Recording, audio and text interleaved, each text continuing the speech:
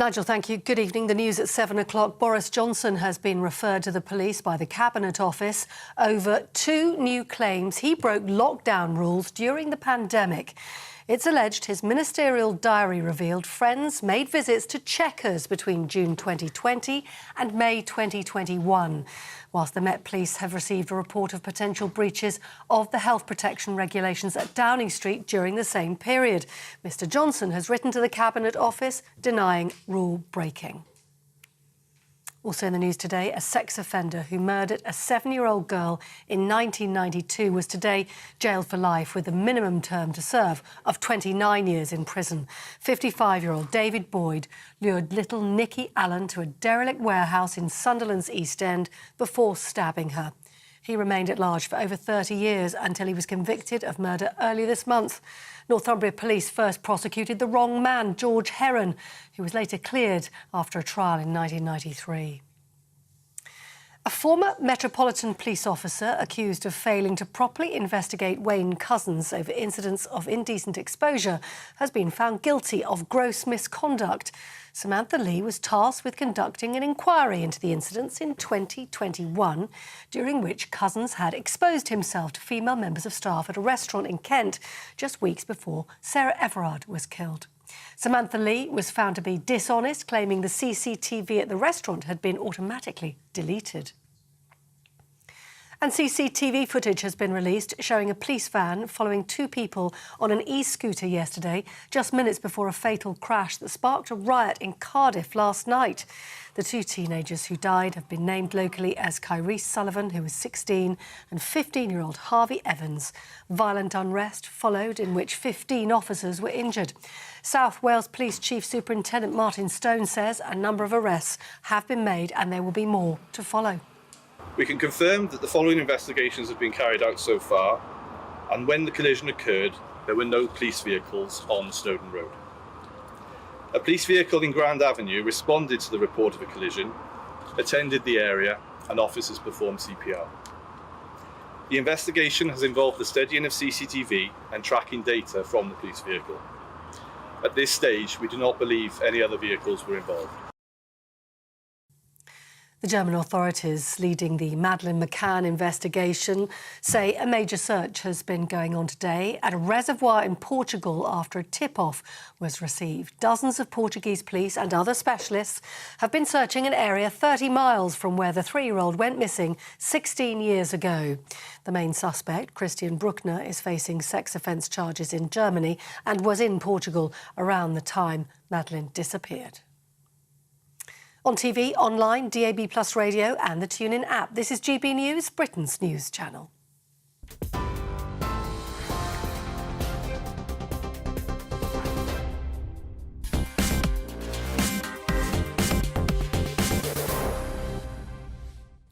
Well, we're living in an era of mass immigration. There is no other way to describe it. When these figures come out on Thursday, depending exactly where the numbers are, the level of net migration to the United Kingdom since the Conservatives took power in 2010 is going to be an astonishing 3.5 to 4 million.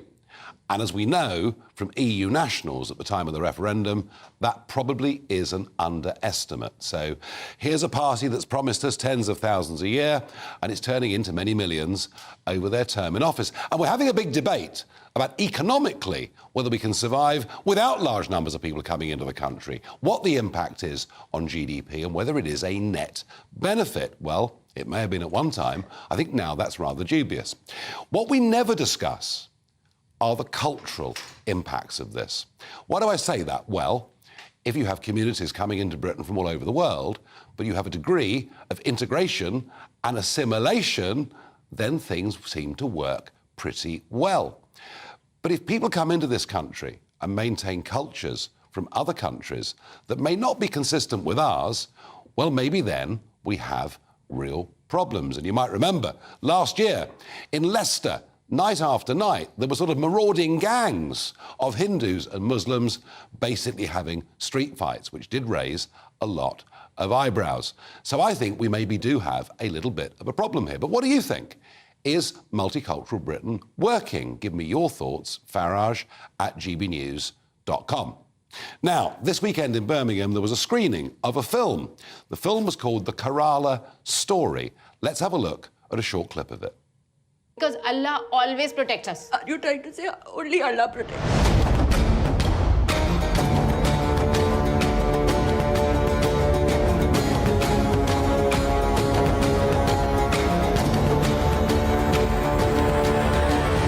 क्या आपको अपना शौहर कबूल है? कबूल है। Fatima.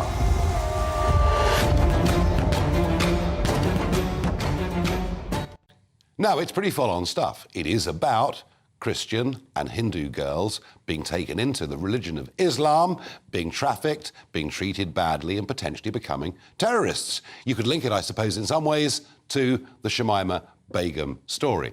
There's no doubt that it's strong stuff, but it was met with a protest, and Shakil Afsar is a regular protester. Here was him bursting into that cinema in Birmingham's Broad Street at the weekend.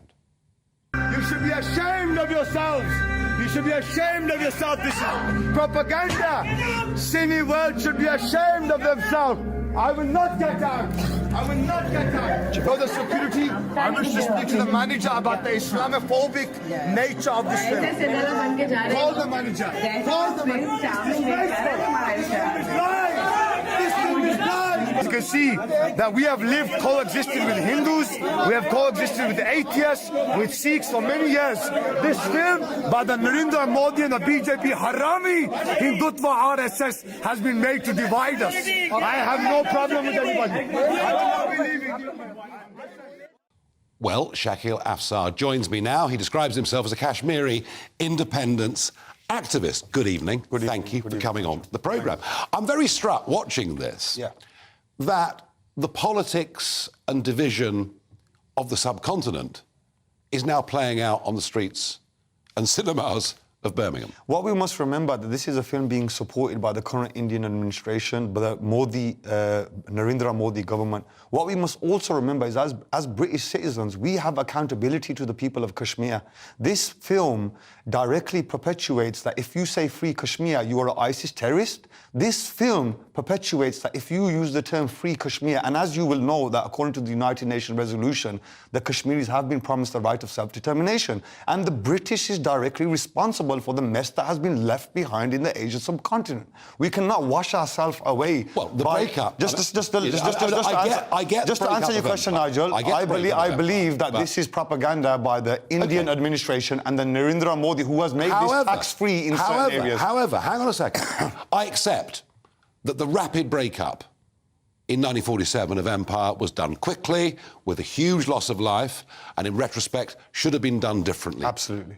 No question about that. That was then, this is now. But what I said to you at the beginning, are you bringing the politics of a subcontinent onto the streets of the West Midlands? And we saw this last year in Leicester. You've just talked about Modi, the BJP. That's correct. But here's the point.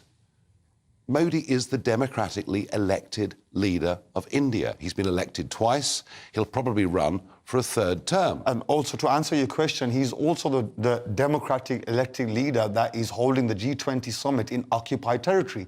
Internationally, it is recognized that Kashmir is occupied territory, and this prime minister is holding his G20 summit in occupied territory. The fact that the Saudi government, the Chinese government have backed down should clearly show you the level of propaganda that this individual and his organization is going to.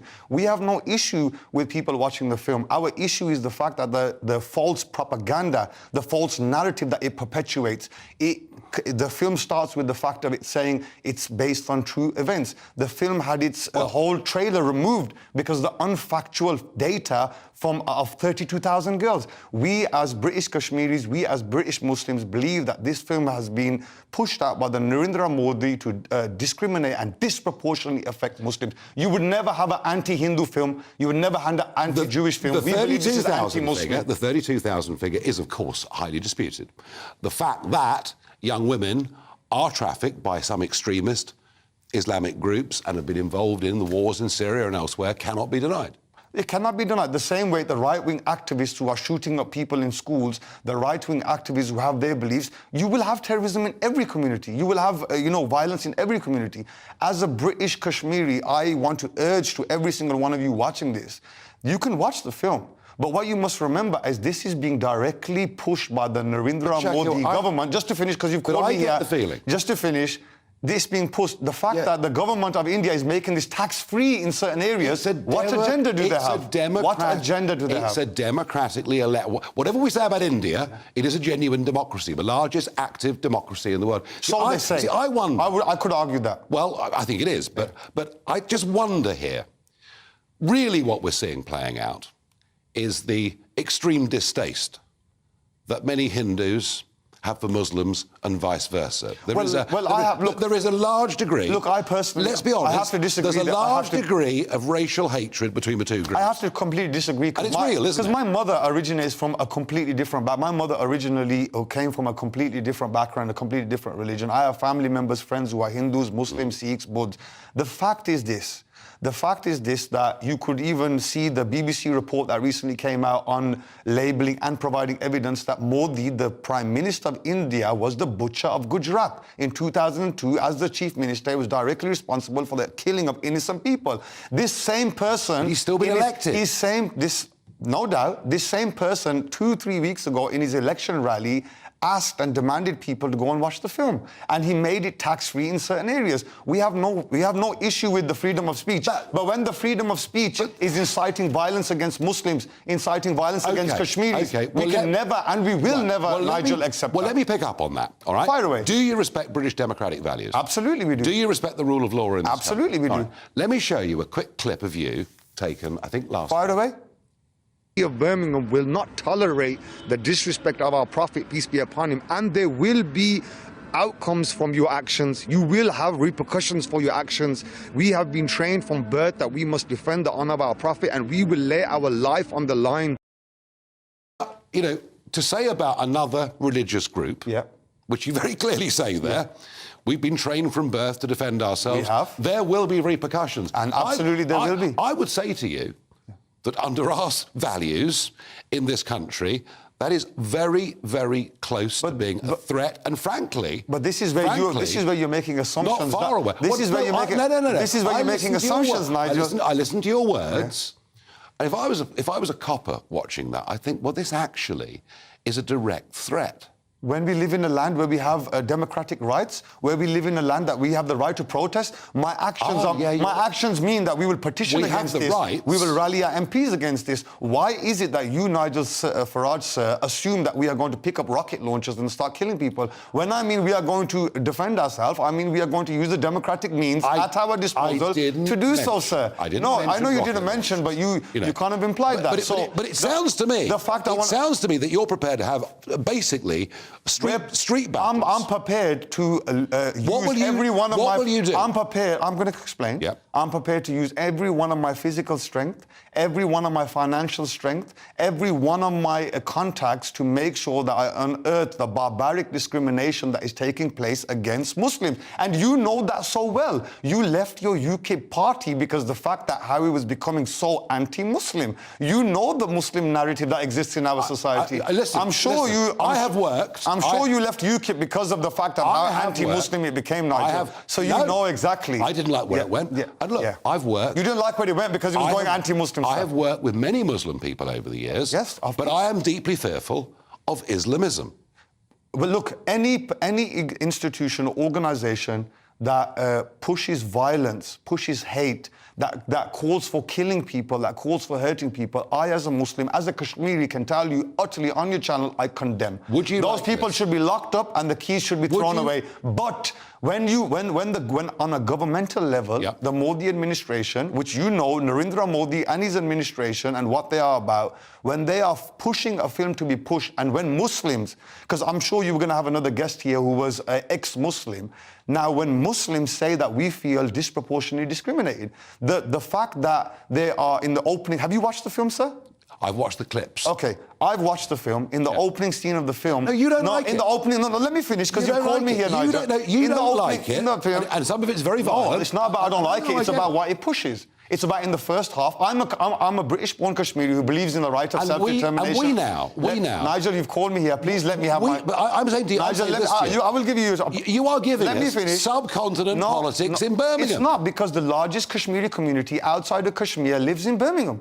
The largest Kashmiri community outside of Kashmir. So why haven't they become British? Why haven't they integrated with British society? We are British Kashmiris. We follow the law of the land. We pay our taxes. We live here in harmony. So you don't want this to be an Islamic country? The fact that United Nations resolution states that the international community must get involved to sort out and allow the Kashmiri people the right of self-determination. As a Kashmiri, I was very upset that in the first 15 minutes of the film, it was a scene about the young Shalini going to nursing school. And outside the nursing school, it was graffitied, free Kashmir, with a picture of Osama bin Laden.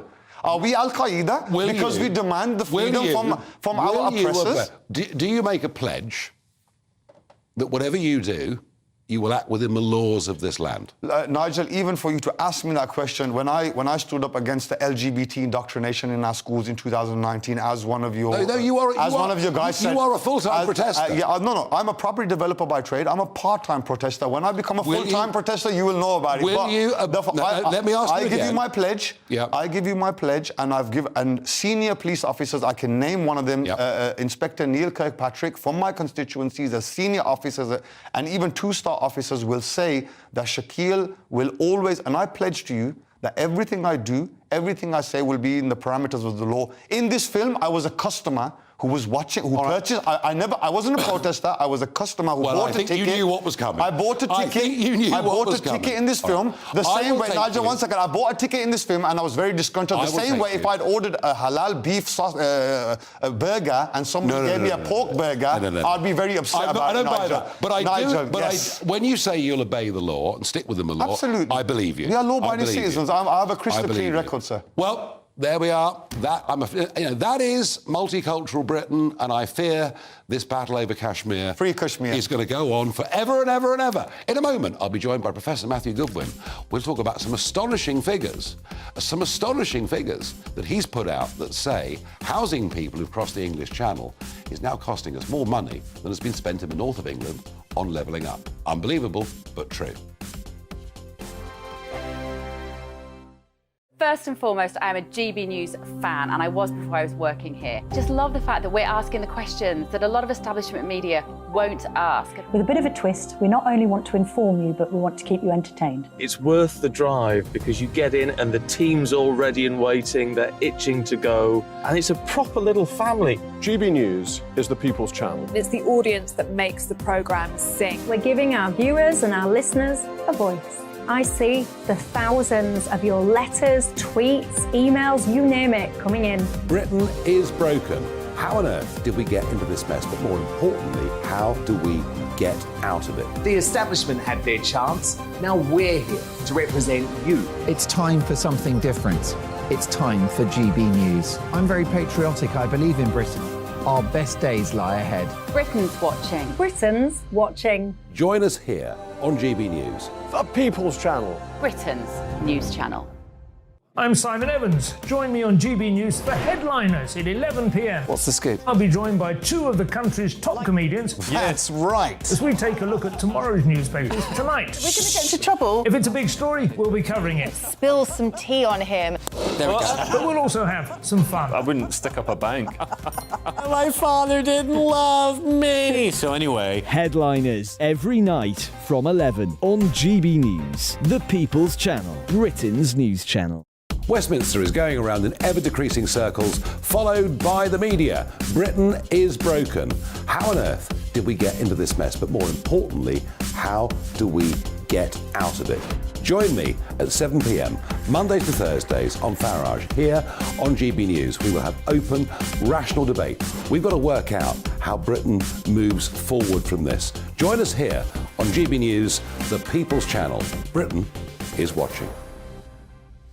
I'm Andrew Doyle. Join me at 7 o'clock every Sunday night for Free Speech Nation, the show where I tackle the week's biggest stories in politics and current affairs with the help of my 2 comedian panellists and a variety of special guests. Free Speech Nation, Sunday nights from 7 on GB News, the People's Channel, Britain's news channel. Monday to Thursday nights on GB News. At 6, it's Deebs & Co.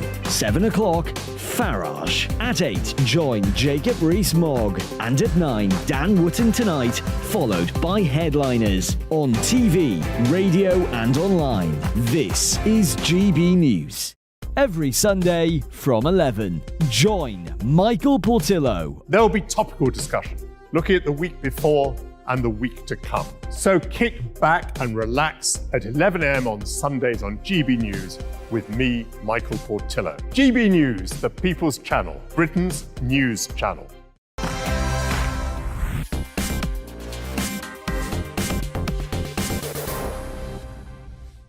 Well, I want to get a quick response to what was just said by Shakil Afsar about the film, The Kerala Story. Well, who better than Vipul Shah, the producer of the movie in Mumbai. Vipul, thanks for coming on down the line. So it's perfectly clear what is being said by Shakil, that what you're pushing here is simply BJP, Modi, anti-Muslim propaganda, that the figure of 32,000 women being taken in by ISIS effectively is factually incorrect, and, Vipul, that you are spreading hate. I'd love to get your reaction to that, please. First and foremost, in my 25 years of career, I have never taken support from any political party for any of my films. So that charge is not accurate. I can understand if I was doing this for years, but this is, for years I've never taken any support from any political party. The second thing is, this film talks about the element which are radicalizing the girls in India, and they are destroying the lives. It's a terror network that the film tries to expose. And so to say that this is lie is not correct, because this is a story of 3 girls. One of them is right now in the jail of Afghanistan. One girl has died, whose parents' testimony is shown at the end of the film. And the third girl, who was raped, gang raped, and who is underground right now, her testimony is also at the end of the film. So to say that this film is a propaganda is also inaccurate. The number 32,000, there is a UN report which says that there are more than 40,000 girls from all over the world who have gone to ISIS under this manipulative conversion. So that is the number that we need to remember. I think the accurate number is 48,000.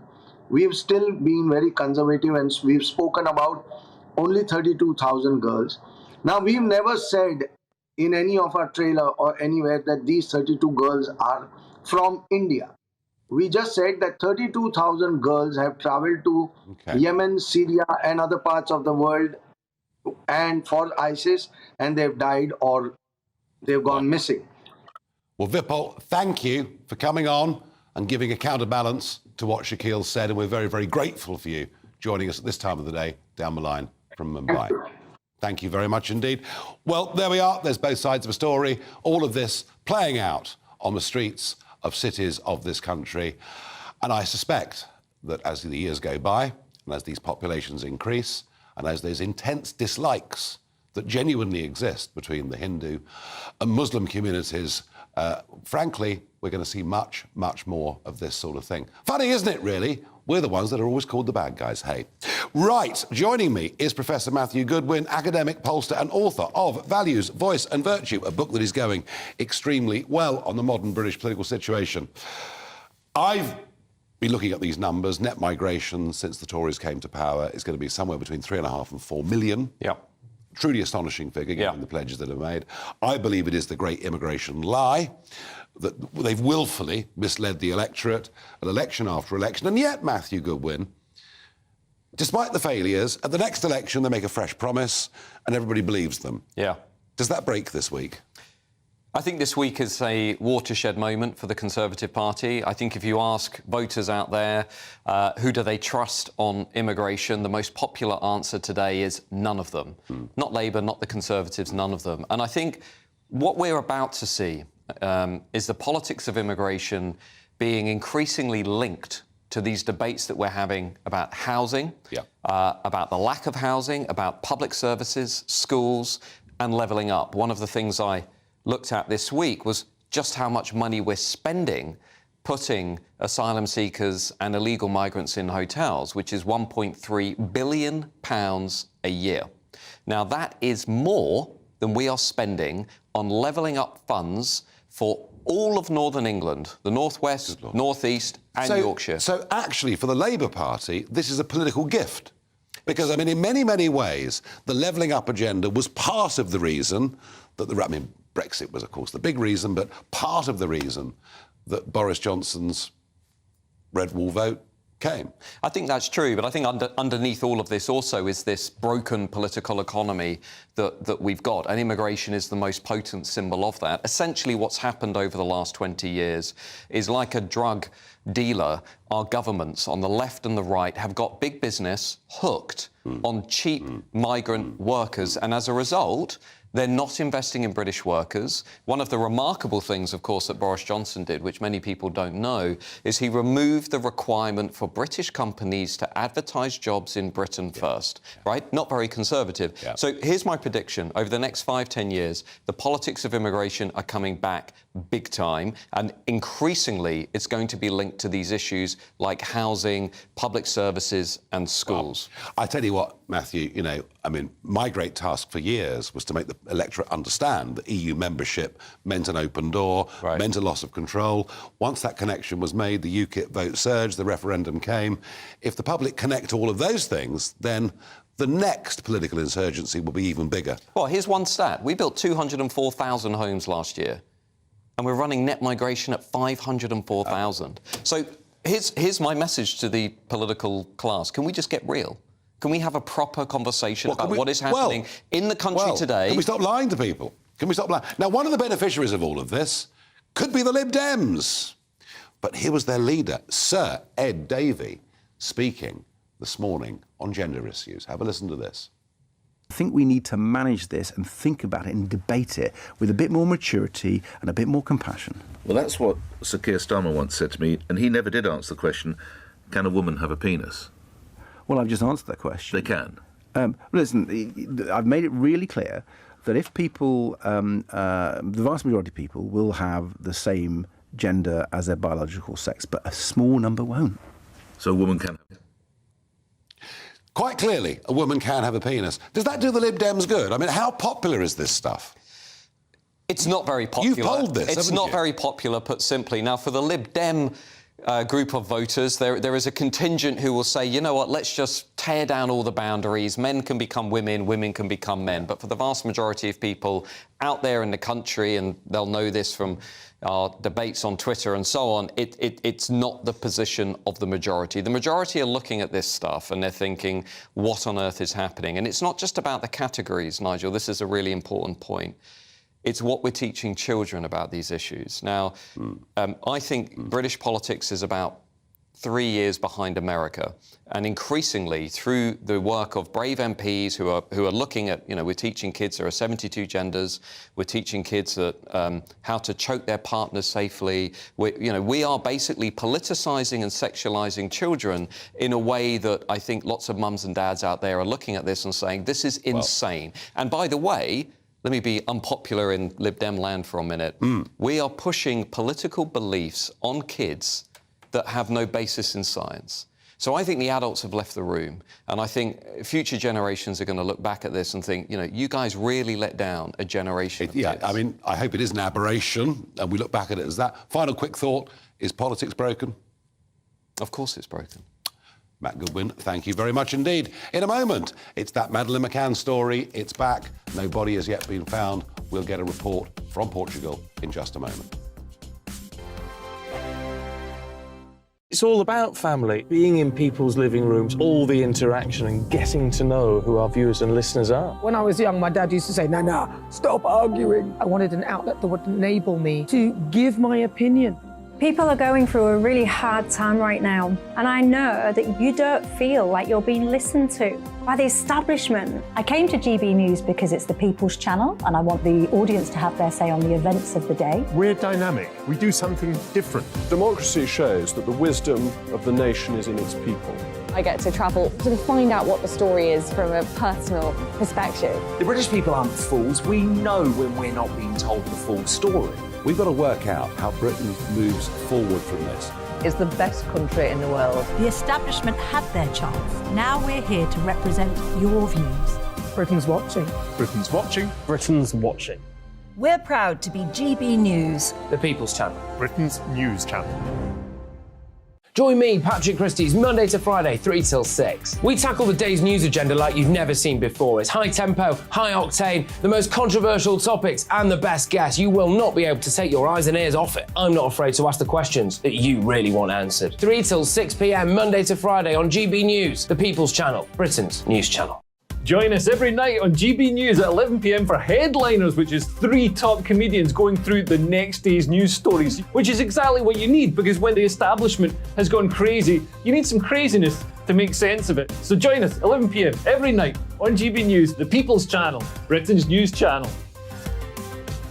Join me, Camilla Tominey, on Sunday mornings from 9:30, taking the politicians to task and breaking out of SW1 to see how their decisions are affecting you across the UK. Bursting the Westminster bubble every Sunday morning, only on GB News, the People's Channel. Britain's watching. I'm Jacob Rees-Mogg, the Member of Parliament for North East Somerset and a former government minister. For years, I've walked the corridors of power in both Westminster and the City of London. We need to have the arguments, the discussions on how we make it better. Crop failures, famine, war, suffering on a scale completely unimaginable. We are putting the cart before the horse. As Charles I said at the scaffold, he was the true defender of liberty. Yeah, I've completely derailed the conversation. Join me Monday to Thursday at 8 p.m. on GB News, Britain's news channel. So Jubes and Kerr, we tackle the issues of the day with real, robust debate. Both sides of the fence, battling it out with me in the middle with my forthright opinions and views. And often really interesting things happen because you start with a position and then by the end of the debate you find actually, well, I might not have thought about that one. What we need in this country is 2 new political parties. You should maybe think about doing a 2024 calendar. I'm Michelle Dewberry and I'm keeping you company right through until 7 o'clock this evening. GB News, the People's Channel, Britain's watching. People's Channel.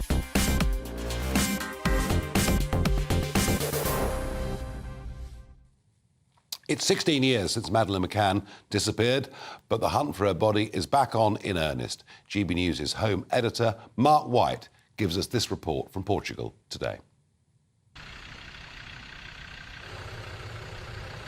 At the edge of the Arad Reservoir, a fire and rescue service, rigid inflatable, was visible at first light, testing the waters for the dive teams who'll spend the next few days in a targeted search of this area.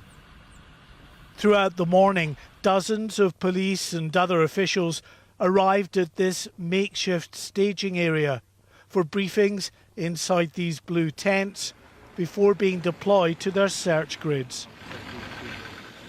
16 years on from the disappearance of Madeleine McCann in the resort of Praia da Luz, there is still no concrete evidence of what happened to the 3-year-old. But both Portuguese and German police are convinced convicted sex offender Christian Bruckner is the man responsible for her abduction.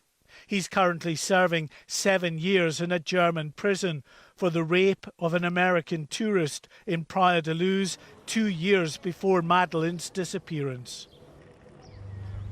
About half a mile from the staging area, another group of tents are visible in woodland just back from the shoreline. It was the German authorities who requested this latest search. It's reported that Christian Bruckner used to visit this area around the dam on a regular basis. It's a spot that he was apparently particularly fond of. In fact, he lived just about 7 miles from here for a while in a commune, and Praia de Luz itself is only some 20 miles further down the road. The German authorities have not yet said what's brought them to this area, miles from anywhere. But it is the first major search operation in the Algarve for almost a decade, since the Metropolitan Police asked for a series of digs around the Praia de Luz area in 2014. A small group of Scotland Yard detectives are out here this week as official observers. Of course, there is always intense public interest anytime there are developments in this more than a decade-and-a-half long mystery. Madeleine McCann's parents, who've seen many false dawns in this protracted investigation, are being kept informed about the progress of this latest search. Mark White, GB News, at the Arad Dam on the Algarve. And Mark White now joins me live from the Algarve as the end of the day approaches and darkness falls. Mark White, any progress, anything to add to the story, really? Well, we've certainly not heard that they've found anything significant so far today, Nigel. The search itself was called off a little earlier than probably planned because we had a very severe thunderstorm over the last couple of hours that, as I say, brought a premature end to that search activity, which was really just focused on an area behind me. Actually, I'll just pop out of the way and give you a quick shot down there, Nigel. You can probably see in the distance there, as Ben pushes in on that, these white forensic tents. This is in a peninsula, the western end of the reservoir here, and there is key specific intelligence clearly that the German prosecutors have received that they say they're acting on. The chief German prosecutor who is prosecuting the case against Christian Bruckner, the man who is, according to the Germans, they believe responsible for the abduction and the subsequent murder of Madeleine McCann. They believe that this man did potentially take Madeleine McCann to this area. They say they've got key intelligence, but they don't wish to share that with us at this point, except to say, Nigel, that it is important information and that they would never undertake a search like this lightly. Clearly. Mark, thank you. We will speak to you again tomorrow from Silves in the Algarve. And I met Madeleine McCann's parents. There've been some horrible things said about them online. OK, they went out to dinner, for a quick dinner and left the child behind. Parents should never do that, but I wonder how many of you might have done that at some point over the years, and I feel very sorry for them. Now, what the Farage moment? A workman going off to do his day's work, and he's stopped by Just Stop Oil protesters. See what happened. And look, he's had enough. He's had enough. He's pushing them out of the way. He's had enough. He wants to go to work. He's pushing them off the road. But the boys in blue decide the time has come to step in. And goodness gracious me, they are not messing about. They can't wait to get the handcuffs on him. You see, something about this all seems wrong to me. The guy is going off to work. Whether he's self-employed or working for a firm, I don't know. But these idiots are in the street stopping him and his gang going off to work. And I just think, and I always try to stand up for the police force, but why on earth are the police facilitating these people blocking the King's Highway, stopping people going about their business? I think this is all wrong. If they want to stand on the side of a pavement and shout and scream or do whatever they want to do, then that's just fine. But people need to get to work. People need to go to family funerals. People need to do stuff. This is unreasonable. Reasonable protest should be allowed in a democratic country. But frankly, I don't think that the driver of that van is going to be the last person who decides to take the law into his own hands. We've had just about enough of it. Now, Dominic Raab is to stand down as a Member of Parliament. He says it's because of the pressure on his family. And indeed, I think people don't realise just how difficult it is, particularly for the kids of senior elected political figures. I'm sure my children could testify to that. I suspect also he would have lost the East from Walton seat to the Liberal Democrats, where he defends a very slim majority. But Raab has been a victim of the blob, of the anti-Tory mob, over bullying allegations, none of which were frankly proven. And that's it. He lost his position. He was Deputy Prime Minister. He's now packing up politics. He'll go into the private sector, by the way, and make a lot more money. They're on the case, of course, of Suella Braverman. They can't stand Suella because she actually wants to control our borders and reduce numbers. So she got the civil service against her, and I think Rishi Sunak too. And today we learn, unbelievably, that Boris Johnson has once again been referred to the police by the Cabinet Office over claims that he broke lockdown rules. Well, and this is all to do with visits to Chequers. So they're after Boris again. You get the feeling, not only the blob want to get rid of the Tory party, but I also get the feeling ever so slightly that maybe Rishi Sunak wants to get rid of Boris because he might pose an awkward difficulty if he gets back into Parliament next time round. That bit I can't prove. What I can prove is there is an absolute mob out there against anybody who's even vaguely Conservative. In a moment, we're going to tell you about the borrowing figures for last month. We're going to tell you about the interest you're paying. We're going to tell you why taxes in the short term simply can't come down. We are pretty much broke. Liam Halligan joins me in just a moment. I joined GB News because I was sick and tired of not hearing my views being represented, not just mine, but so many people that I knew and spoke to. I just couldn't get my voice out there. I couldn't say anything. I couldn't do anything. Whatever the narrative was, I kind of had to follow it. GB News is there to provide a voice for those who have been ignored by the establishment media. We think different things. We've got a different style. GB News is here to be optimistic and positive about the future. It's real kind of dynamic and flowing, with the audience very much at the heart of it, like a big family. Here at GB News, we talk about the things that matter to you. Hearing the voices from right across our towns and cities, especially our towns. All sides of the argument represented with a heavy dose of opinion.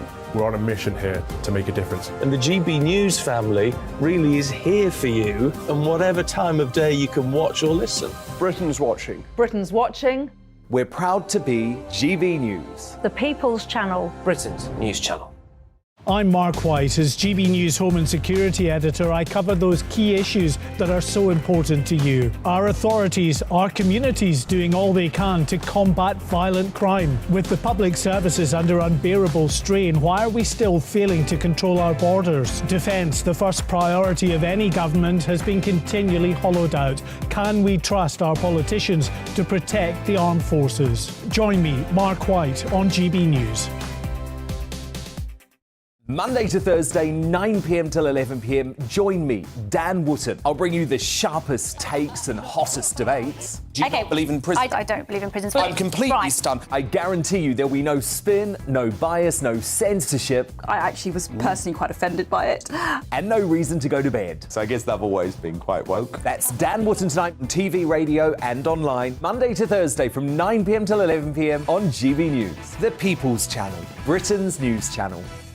You've probably seen politicians interviewed 1,000 times, but we do it differently. We find out who they really are, we don't shout, we chat, and hopefully we bring a bit of light, not just heat. Did you know Kate Moss? Apparently.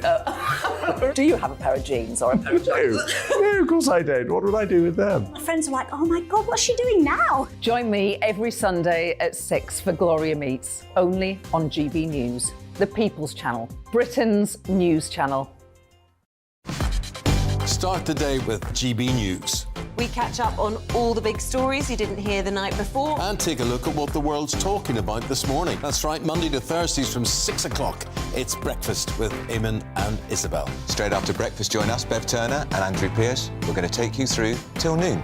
We'll be tackling the big topics of the day, including the things that the other channels just won't talk about. If it's happening here. Wake up to mornings on GB News, the People's Channel, Britain's news channel.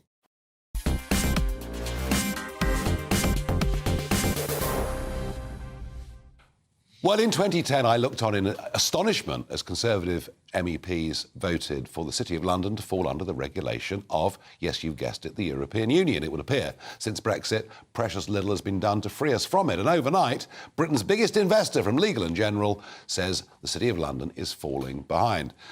Liam, Legal & General, absolutely massive company. What is Sir Nigel Wilson actually saying? Sir Nigel Wilson, a real doyen of the British financial scene, massively experienced. He oversees the mighty Legal & General. £1.2 trillion, 1,200 billion pounds of savers' money in those pension funds, in those life and insurance schemes. And what he's basically saying isn't that the City of London's falling behind to Paris or Frankfurt, because that would be preposterous. But what he's saying is that the City of London is falling behind to the other global hubs, New York, Singapore, Hong Kong. And what he's saying in particular is if we go all the way back to Gordon Brown era legislation, so-called FRS 17, these accounting rules that require pension funds to account for their investments in a certain way. He's saying we have amazing entrepreneurial acumen in this country. He says entrepreneurialism, marketable ideas at British universities, particularly in science, is on fire, growing great guns, but we're not any good anymore at getting our own savers' money behind our own ideas and marketing them and turning invention into innovation into profit. And much of that is to do with EU rules, which we all believed when we woke up on the 24th of... Well, I didn't go to bed, actually, but on the 24th of June... I've been to bed since. 2016, we all believed this stuff would be removed. The barriers would be removed. Are we anywhere near this? There have been some changes, as you know, but there hasn't been nearly the sort of big bang, great lifting of a sort of attitude of obstructionism and precautionary principle. The culture of EU regulation still pervades too much of the City of London. Now, Sir Nigel Wilson does not talk idly. He's not a sort of rent-a-quote kind of guy. No. This will be very, very considered intervention. No, and it's an important one. And it was rightly on the front of the Telegraph this morning. Absolutely. Now, the story that's had almost no coverage today are last month's borrowing figures. The borrowing figures came out at 7 a.m. this morning, and I've been reporting them on GB News all day. I am surprised they haven't got more attention, frankly. Let's have a look at some of these borrowing figures. So in April 2023, Nigel, the UK government borrowed £25.6 billion in one single month. That's more than almost double what we borrowed in April 2022. April last year, £13.7 billion. And we can see the numbers there. Yeah. What's even more troubling to me is that in the single month of April 2023, the UK government racked up in debt interest bill £9.8 billion. Now, we're not going to pay all that at once. No. An excellent economist, an ex-Treasury economist called Julian Jessup has been making the point rightly on Twitter today, very much a friend of GB News, that we don't pay that £9.8 billion all at once, but we will still end up paying it over a period of time. And £9.8 billion, Nigel, that is the equivalent of 2 extra p for a year on the basic rate of income tax. That's the equivalent to 20 hospitals, a single month's interest bill. It's absolutely huge. When the Conservatives came to power in 2010, promising they'd deal with the debt and the deficit and all this stuff, we were roughly 650 billion in the red. That's the total stock of national debt. And that was after the banks had been bailed out. That's right. Since 2010. So what is our, from 650, where are we now? Strap yourself in. About 2.5 trillion. So more than 3 times more in 13 years, the debt has gone up. Now, and something has happened, a structural change has happened. Before lockdown, I'm not saying before COVID, this is how we responded to COVID. Before lockdown, before we decided to lock down our economy, as so many other economies did, the UK government was spending roughly 39 to 40% of GDP every year. Yeah. That fateful year 2020, understandably, given that they went for lockdown, all those CBIL loan supporting companies, that massive furlough scheme, of course, paying so many of the workforce to basically stay at home, government spending went up from about 40% of GDP to 53% of GDP. A socialist state. The highest sort of peacetime figure on record ever. And instead of going after 53 in 2020, instead of going back down to 40, we went down to 44, 45. We're now at 46. It's going up again. So we seem to have gone through a structural break where we're now spending 5% more of GDP as the government spending rather than private spending than before COVID lockdown. So, an economic question, but it's political.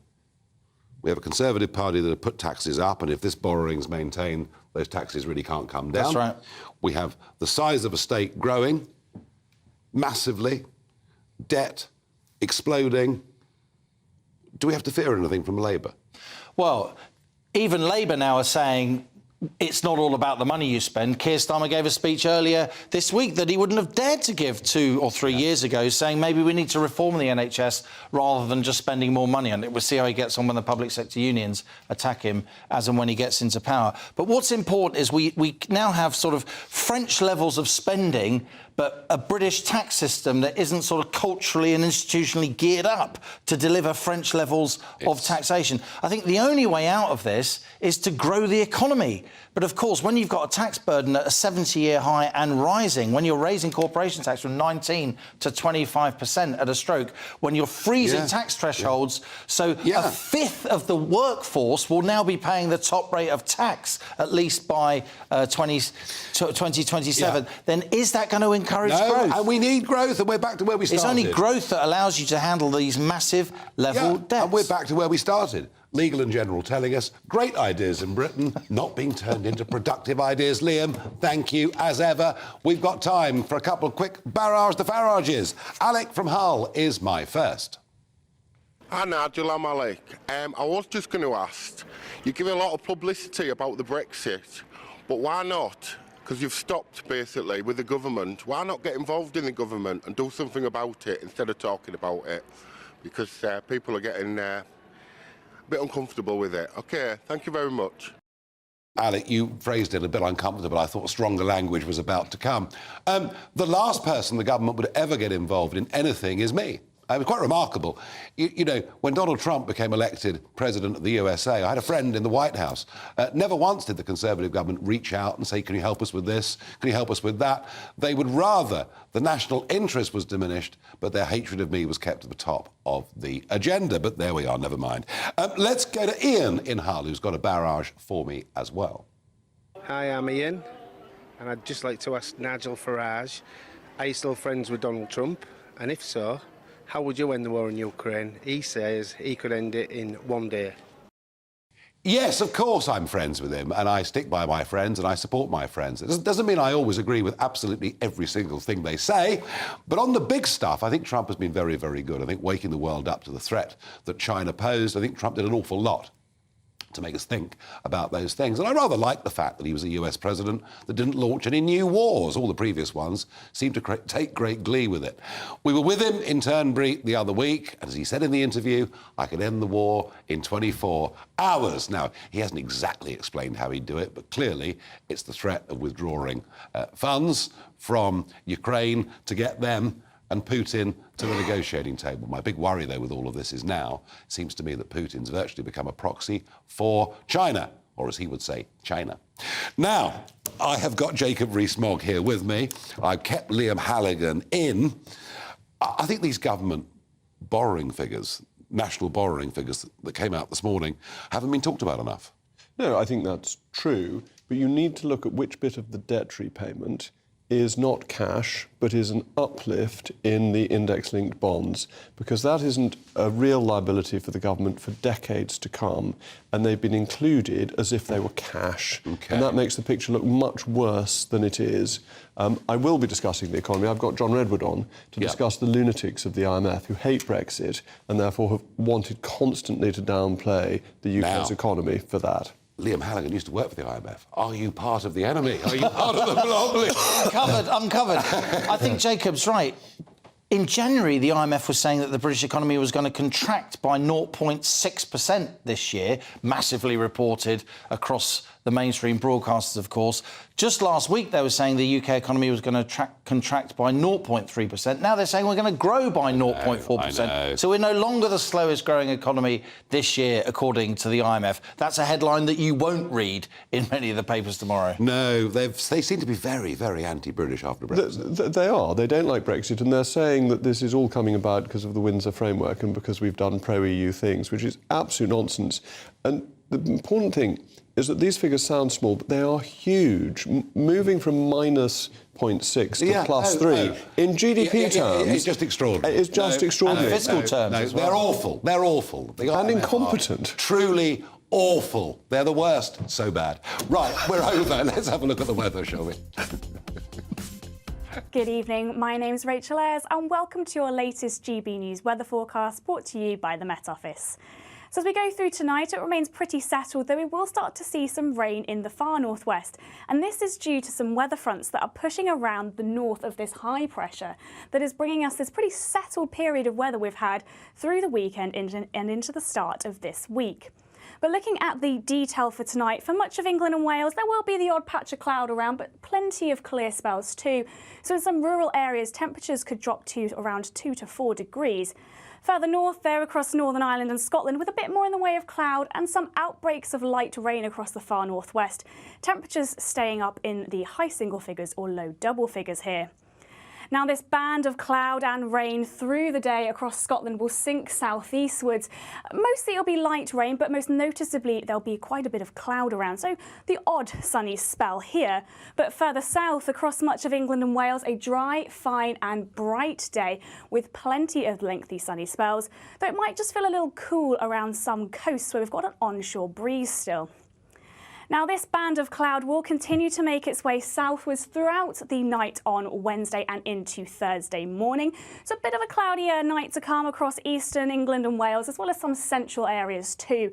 So not too cold to start on Thursday here, but behind that across Scotland, Northern Ireland and western parts of England and Wales, with some clearer skies, temperatures will just drop a little more readily here. So into the start of Thursday, for much of the UK, there'll be plenty of clear and bright skies around. Further east, though, a little bit more in the way of cloud to start Thursday morning, but this will start to break up into the afternoon to allow for some sunny spells. And that sunshine isn't going away anytime soon as we go through the rest of the week and into the weekend, with temperatures starting to climb, especially in the south.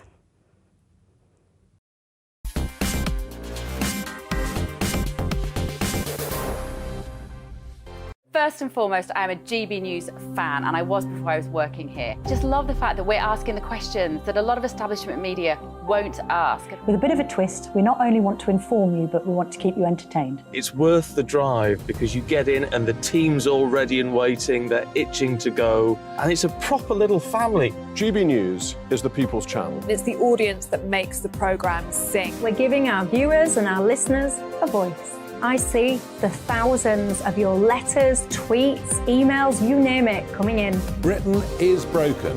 How on earth did we get into this mess? But more importantly, how do we get out of it? The establishment had their chance. Now we're here to represent you. It's time for something different. It's time for GB News. I'm very patriotic. I believe in Britain. Our best days lie ahead. Britain's watching. Britain's watching. Join us here on GB News. The People's Channel. Britain's news channel. I'm Simon Evans. Join me on GB News for Headliners at 11 p.m. What's the scoop? I'll be joined by two of the country's top comedians. That's right. As we take a look at tomorrow's newspapers tonight. We're going to get into trouble. If it's a big story, we'll be covering it. Spill some tea on him. There we go. But we'll also have some fun. I wouldn't stick up a bank. My father didn't love me. So anyway. Headliners every night from 11 on GB News, the People's Channel, Britain's news channel. Westminster is going around in ever-decreasing circles, followed by the media. Britain is broken.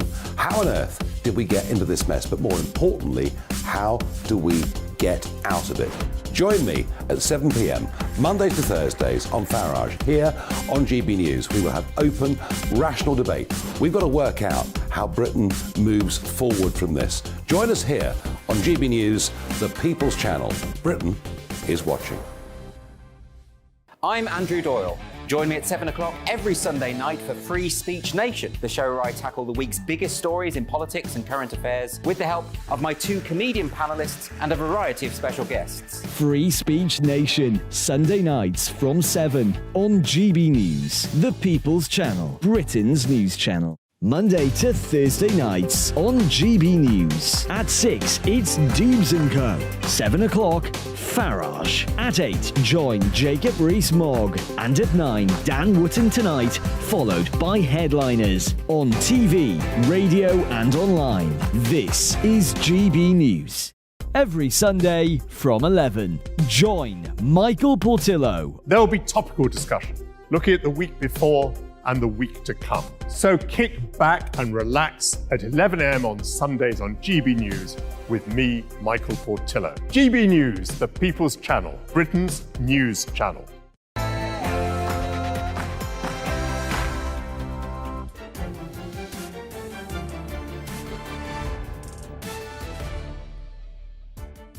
Hello, good evening, it's me, Jacob Rees-Mogg. On State of the Nation tonight, the International Monetary Fund has flip-flopped on its recession forecast. It's giving the leader of the opposition, Sir Flip-Flop-a-Lot, a run for his money. But we'll be assessing whether the government is doing enough to unleash the potential of Brexit Britain with a former Secretary of State. New plans are in place to curb the number of families of foreign students travelling to Britain. But is this a last-minute policy to soften the blow in advance of Tuesday's net migration figures projected to break yet another record? Our panel will be feasting upon that. Tate Britain has come under fire for its